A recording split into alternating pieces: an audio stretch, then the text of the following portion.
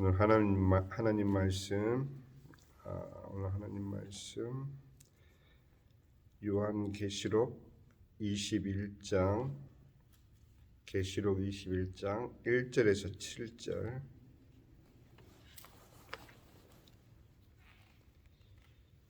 계시록 21장 1절에서 7절 말씀 제가 읽어드립니다.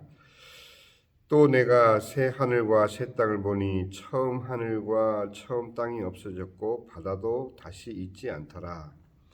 또 내가 보매 거룩한 성 새 예루살렘이 하나님께로부터 하늘에서 내려오니 그 준비한 것이 신부가 남편을 위하여 단장한 것 같더라.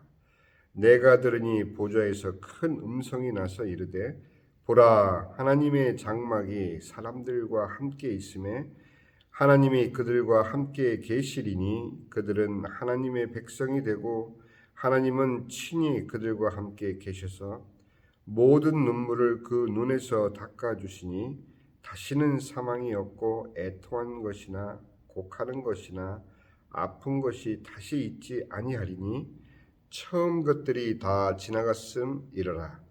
보좌에 앉으신 이가 이르시되 보라, 내가 만물을 새롭게 하노라 하시고 또 이르시되 이 말은 신실하고 참되니 기록하라 하시고 또 내게 말씀하시되 이루었도다. 나는 알파와 오메가요 처음과 마지막이라. 내가 생명수 샘물을 목마른 자에게 값없이 주리니 이기는 자는 이것들을 상속으로 받으리라. 나는 그의 하나님이 되고 그는 내 아들이 되리라. 아멘. 한 구절 더 봅니다.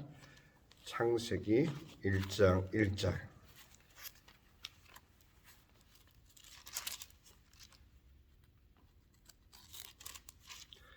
창세기 1장 1절. 안 피어도 알겠죠? 우리 다 같이 여러분들은 눈으로 읽고 선포합니다. 태초에 하나님이 천지를 창조하시느니라. 아멘. 태초에 하나님이 천지를 창조하시니라. 이렇게 성경은 시작을 합니다.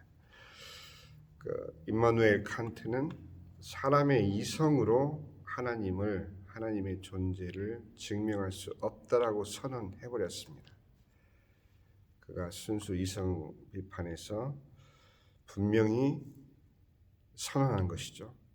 하나님의 선언과 인간의 선언이 무엇이 다르냐? 하나님은 태초에 하나님이 천지를 우리 인간을 포함한 모든 천지를 창조하시느니라 하고 선언한 데 비해서 정작 지음받은 인간은 물론 칸트가 인간을 대표한 존재는 아니겠지만 그가 사람의 이성으로는 하나님을 증명할 수 없다라고 선언함으로써 그때부터 하나님에 대한 인간의 탐구, 하나님을 의식하는 것, 하나님을 우리의 이성 밖으로 밀어내버리는 그런 결과를 그때부터 시작되었습니다. 그래서 여러분들이 하나님의 존재, 보이지 않는 하나님의 존재 증명을 어떻게 하느냐? 막연할 수밖에 없죠. 그런데 저는 처음 예수님의 믿기 전에 하나님에 대한 존재 증명을 저는 어떻게 했느냐? 저부터 시작했어요. 저부터. 왜? 분명한 거는 지금 내가 하나님을 찾고 있기 때문에. 여러분들은 그런 경험이 있을지 모르겠지만 저는 그렇게 시작했어요. 나는 우리 엄마가 낳았고 우리 엄마는 그 엄마가 낳고 그 엄마는 그 엄마가 낳고 그 엄마는 그 엄마가 낳고 계속 올라가 봤어요. 계속 올라가 보니까 마지막에 한 사람이 나타나는 것이죠. 그죠? 그 사람이 하와이든 아담이든 어쨌든.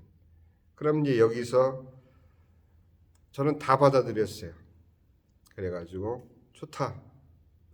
인류가 진화가 됐다 치자. 그럼 또 가보자.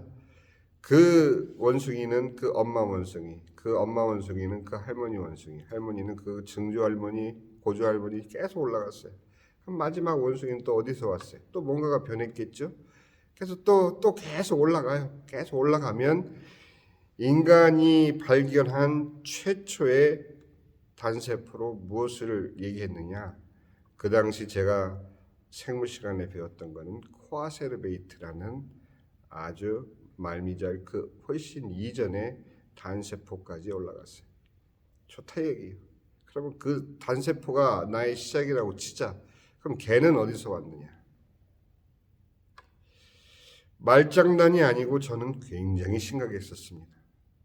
그때 저는 일찍 아버님을 떠나 보내드리고 사실 요즘 표현으로는 초등학생, 그때 당시는 국민학교 5학년 때부터 고등학교 2학년 때까지 왜 사람이 죽는가? 왜 태어나서 죽을 건데 왜 태어났나? 그 오랜 기간을 아버지가 제 곁을 떠난 그때부터 시작된 그 의문은 끊이지 않았어요. 그래서 결국 제 스스로 나의 근원을 찾아서 질문하기 시작한 그 우문이 결국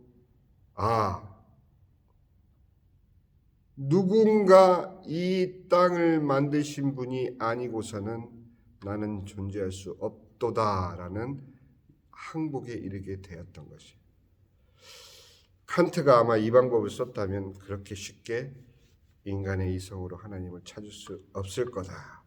그렇게 선포하지는 않았을 거예요. 하나님이 위대하십니까? 칸트가 위대합니까? 저는 제가 칸트보다 훨씬 더 위대하다고 생각해요. 저는 항복했습니다.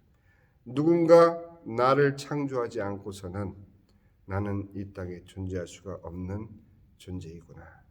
이것을 저는 제 스스로에게 인정을 했습니다. 오늘 창세기 1장 1절은 성경은 사람들에게 하나님을 설명하고 있지 않아요. 성경은 하나님이 우리를 포함한 모든 천지 만물을 창조하셨음을 선포하고 계십니다. 여러분들이 어제까지 저희들은 시간에 대해서 생각을 했어요. 그거는 애매모호한 우리의 생각일 수 있겠지만 여러분들이 생각하지 않고 살면 그냥 지나가고 흘러가는 시간 개념이 될 수밖에 없어요. 마찬가지예요. 여러분들 스스로의 존재도 나를 낳은 거는 나의 부모님이실 텐데 그럼 그들은 그들 부모님에 의해서 태어났고 그럼 결국 인간은 누구에 의해서 이 땅에 존재하게 되었나? 과학적으로 이러니 저러니 하는 많은 썰들이 있을 수 있겠지만 성경은 거기에 대해서 일일이 왈가왈부 답변을 하고 있지 않아요. 오직 하나님의 백성들에게 하나님은 선포하고 있습니다.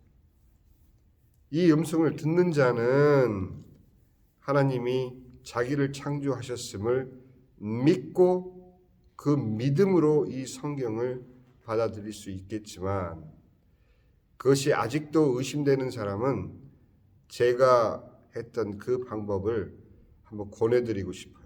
그게 우매한 방법이 아니고 여러분의 존재 증명, 스스로의 존재 증명이 가능할 겁니다. 왜? 하나님이시지 않고서는 여러분들을 이 땅에 존재하게 할 그 어느 누구도 없기 때문이에요.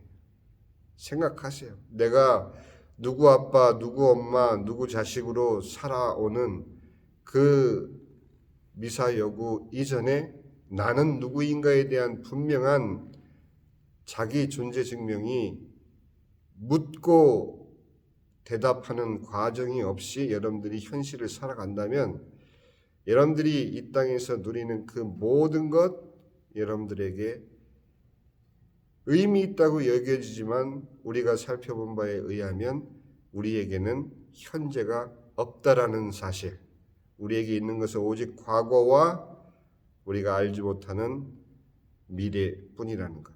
우리의 현재를 주장하시는 분은 오직 하나님, 그 하나님이 나를 만드셨음을 인정하고 고백하는 자에게는 과거, 현재, 미래 그 모든 시간이 하나님 안에서의 카이로스 속에서의 삶이 그때부터 여러분들 삶 속에서 적용이 됩니다.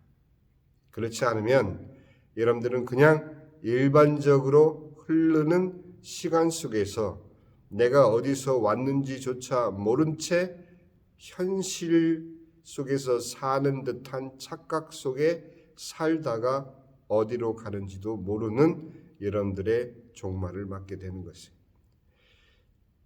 기독교는 분명히 말씀드리지만 종교가 아닌 진리인 것입니다. 그래서 배타적이다라는 이야기를 듣고 있지만 진리는 배타적일 수밖에 없는 것이에요.